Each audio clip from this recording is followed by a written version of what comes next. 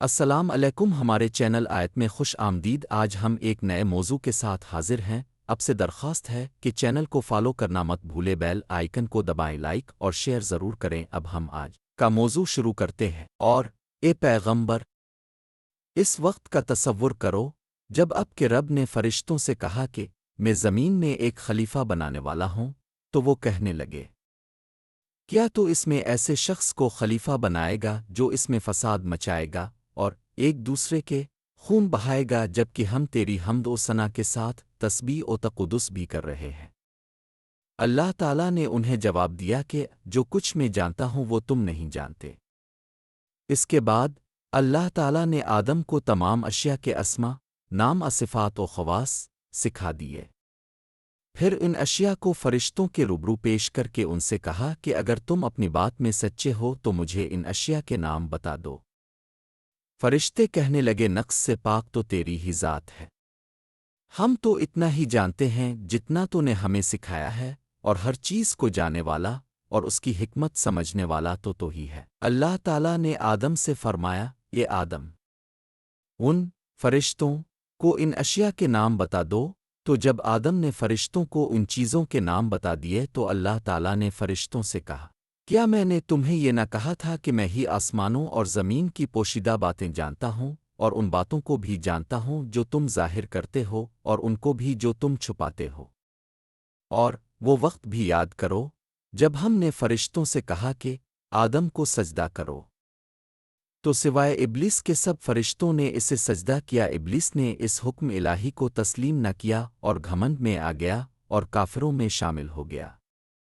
پھر ہم نے آدم سے کہا کہ تم اور تمہاری بیوی دونوں جنت میں آباد ہو جاؤ اور جہاں سے چاہو اس کے پھل جی بھر کے کھاؤ، البتہ اس درخت کے پاس نہ پھٹکنا ورنہ تم دونوں ظالموں میں شمار ہوگے۔ آخر کار شیطان نے اسی درخت کی ترغیب دے کر آدم و حوا دونوں کو ورغلا دیا، اور جس حالت میں وہ تھے انہیں وہاں سے نکلوا کر ہی دم لیا۔ تب ہم نے کہا تم سب یہاں سے نکل جاؤ، کیونکہ تم ایک دوسرے کے دشمن ہو، اور اب تمہیں ایک معین وقت موت قیامت تک زمین میں رہنا اور گزر بسر کرنا ہے۔ پھر آدم علیہ السلام نے اپنے رب سے چند کلمات سیکھ کر توبہ کی تو اللہ تعالیٰ نے ان کی توبہ قبول کر لی۔ بلا شبہ وہ بندوں کی توبہ قبول کرنے والا نہایت رحم کرنے والا ہے۔ ہم نے کہا تم سب کے سب یہاں سے نکل جاؤ، پھر جو میری طرف سے تمہارے پاس ہدایت آئے اور جس نے میری ہدایت کی پیروی کی تو ایسے لوگوں کو نہ کچھ خوف ہوگا اور نہ وہ غمگین ہوں گے۔ حضرت آدم علیہ السلام دنیا کے پہلے انسان بھی ہیں اور پیغمبر بھی۔ جب اللہ نے انسان کو دنیا میں بھیجنے کا ارادہ کیا تو اس سے قبل چند اہم اقدامات کیے۔ ایک اقدام تو یہ تھا کہ تمام انسانوں کی ارواح کو شعور دے کر انہیں دنیا کی زندگی کی آزمائش کے بارے میں بتایا کہ انہیں اچھے اور برے کی تمیز کی آزمائش میں ڈالا جا رہا ہے، اور جو کامیاب ہوگا اس کا بدلہ جنت اور ناکاموں کا بدلہ جہنم ہے۔ سورہ احزاب کی ایک آیت کے مطابق انسان نے اس اسکیم کو سمجھ کر اسے قبول کرنے کا ارادہ کر لیا۔ اس کے بعد اللہ نے انسان کی تمام ارواح کو اپنے بارے میں باخبر کیا اور ان سے نہ صرف اپنے رب ہونے کا اقرار کروایا بلکہ اپنے تنہا الہ ہونے کا شعور بھی اس کی فطرت میں ودیت کر دیا۔ اس سے اگلا مرحلہ وہ ہے جس کا اوپر کی آیات میں ذکر ہے، یعنی اللہ نے اپنا یہ منصوبہ فرشتوں اور جنات کے سامنے رکھا، کیونکہ یہ دونوں ذی شعور اور صاحب ارادہ مخلوقات تھیں اور ان کا انٹریکشن انسان سے ہونا تھا۔ جب اللہ نے فرشتوں اور جنات کے سامنے یہ منصوبہ رکھا کہ ایک ذی شعور صاحب اختیار ہستی کو دنیا میں بھیجا جانے والا ہے، تو فرشتوں کو صاف نظر آ گیا کہ انسان اپنے اختیار کا غلط استعمال کرے گا، جس کے نتیجے میں خون خرابہ بھی ہوگا۔ چنانچہ انہوں نے اپنا اشکال سامنے رکھ دیا، لیکن اللہ نے ان کا اشکال اس طرح دور کیا کہ حضرت آدم علیہ السلام کو ان ہستیوں کے نام یاد کرا دیے جنہوں نے آگے جا کر پیغمبر، ولی، صدیق، شہداء اور صالحین بننا تھا۔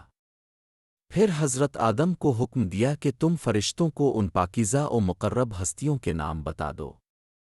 چنانچہ جب حضرت آدم نے یہ نام پیش کیے تو فرشتوں نے اپنے اشکال کو واپس لے لیا۔ اس کا مقصد یہ بتانا تھا کہ اختیار کے آپشن کو غلط استعمال کرنے والے بدبخت ہوں گے، تو دوسری جانب اسی دنیا میں خدا کے آگے جھک جانے والے اور اپنی زندگی خدا کی مرضی کے مطابق گزارنے والے نیک لوگ بھی تو ہوں گے۔ اس کے بعد اگلے مرحلے تمام جنات و فرشتوں کو انسان کے سامنے سجدہ کرنے کا حکم دیا۔ اس کا مطلب یہ تھا کہ یہ دونوں مخلوقات انسان کی آزادی و اختیار میں کوئی مداخلت نہیں کریں گی۔ جنات میں سے شیطان نے جھکنے سے انکار کر دیا، جو اس بات کا اعلان تھا کہ وہ انسان کو آزادی و آسانی کے ساتھ خدا کی رضا حاصل نہیں کرنے دینا چاہتا۔ چنانچہ اللہ نے اسے راندہ درگاہ کر دیا۔ پھر اللہ نے حضرت آدم اور حضرت حوا کو دنیا میں بھیجے جانے سے قبل دنیا کی زندگی میں پیش آنے والی آزمائش سے آگاہ کرنے کے لیے ایک جنت میں بھیجا۔ اس جنت میں انہیں تمام سہولیات دی گئیں، بس ایک درخت کا پھل کھانے سے روک دیا۔ شیطان نے اپنا مشن شروع کر دیا اور انہیں ورغلایا۔ ابتدا میں تو دونوں انکار کرتے رہے، لیکن ایک وقت آیا کہ دونوں شیطان کی باتوں میں آ گئے اور اس درخت کا پھل کھا لیا۔ اس کے نتیجے میں وہ جنت کی سہولیات سے محروم ہو گئے۔ جب انہیں اپنی غلطی کا احساس ہوا تو انہوں نے اللہ کی جانب رجوع کر لیا۔ اس پر اللہ نے انہیں معاف بھی کر دیا۔ اب اس ابتدائی جنت کی تربیت مکمل ہو چکی تھی، اس لیے اللہ نے دونوں کو دنیا میں بھیج کر اس امتحان کی ابتدا کر دی جس میں ہم سب آزمائے جا رہے ہیں۔ شیطان ایک عالم و فاضل اور عبادت گزار ہستی ہونے کو باوجود بہک گیا اور محض حسد کی بنا پر سجدے سے انکار کر دیا۔ اس سے یہ ثابت ہو الف کہ حسد اتنی بڑی بری بیماری ہے۔ شیطان اور حضرت آدم علیہ السلام دونوں سے غلطی ہوئی، لیکن دونوں کا رد عمل مختلف تھا۔ شیطان نے سجدہ سے انکار کیا، اور جب اللہ نے اسے اس کی غلطی کی احساس دلایا تو اس نے غلطی تسلیم کرنے اور معافی مانگنے کی بجائے خود اللہ ہی کو قصوروار ٹھہرا دا۔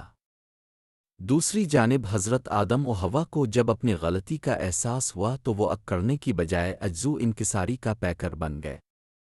چنانچہ اللہ نے شیطان کو مردود بنا دیا اور حضرت آدم و حوا کو مقبول۔ آج بھی انسان سے یہی رویہ مطلوب ہے کہ جب بھی غلطی ہو جائے تو وہ اکڑنے، گناہ پر اصرار کرنے اور اس کے لیے تعویلیں تلاش کرنے کی بجائے جھک جائے، سرنڈر کر دے اور خدا کی مغفرت کا طلبگار بن جائے۔